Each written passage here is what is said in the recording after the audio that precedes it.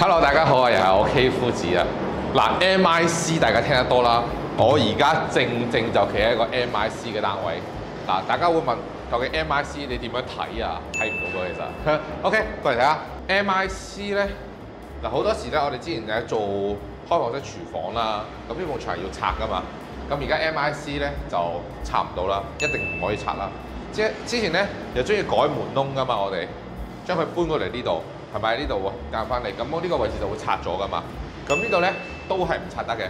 咁以往我哋攞隻手去撥，喂，聽到可以拆喎。其實呢個方法而家唔使得㗎啦。而家你無論聽到係咁嘅聲，又或者係啲好實嘅石屎牆嘅聲咧，呢啲聲咧都唔拆得㗎喎。其實遇到呢個情況下咧，咁我哋點算咧？改設計方案。咁曾經呢一埲牆咧，咁由佢留翻喺度咯，雪櫃擺翻喺出邊咯，係咪？廁所都係啦，冇咗以前嗰支歌仔㗎啦。呢個一個長嘅鏡櫃，然之後中間馬桶，跟住就一個長嘅企缸咁樣，冇咗呢個歌仔。但係我哋都做咗幾個優化咗嘅方案啦。咁都話喺而家現行 MIC 上面嚟講，可以行得通嘅方案。可以俾到大家睇下嘅，睇咗呢個 MIC 嘅牆身咧，咁我哋再睇下我而家身處企喺呢支嘢，係啦，咁呢個係咩嚟嘅咧？咁我哋叫佢柱頭啦，又或者係餅仔啦。以前餅仔係真係餅仔咁細嚿咁樣擺喺地下，而家我哋就行成條攞嚟當平地下嘅，因為咧我哋係行緊硬底㗎嘛，係咪？硬底咧咁就一定要做咗個底先啦。咁做咗個底點樣確保你啲底係平整嘅？然之後你先去鋪磚咧，咁啊呢個嘢咧就好緊要啦。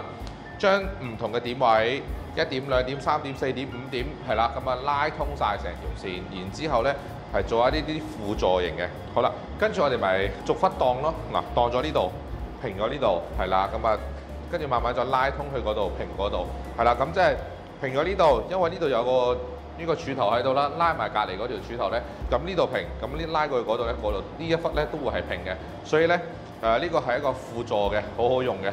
當然喺牆身上面都會啦，係啦。另外我哋就係間牆啊，嗱，依家咧就呢度都間咗少少牆嘅啦。間牆咧，當然間完之後記得一定要兩面批檔啦。但係批檔咧，我哋盡量咧批牆拉翻條線，批檔跟翻水平，批翻靚仔佢，係啦。咁啊呢啲細節位啦。而家呢個工地咧就都啱啱開工冇耐啦，係咪？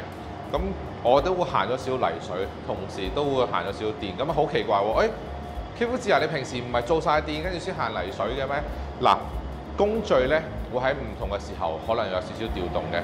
嗱，好似呢度咁啦，因為呢埲牆身上面會有電位，係啦，所以咧我哋都會做咗牆身先。咁我哋做咗牆身嚟，咁我哋上面咧就攞埋個地台嘅條地台數啦，係啦，咁一次就做埋啦。咁依家咧就電工師傅又可以翻轉頭又開始做翻啲電啊水啊咁樣咯。OK。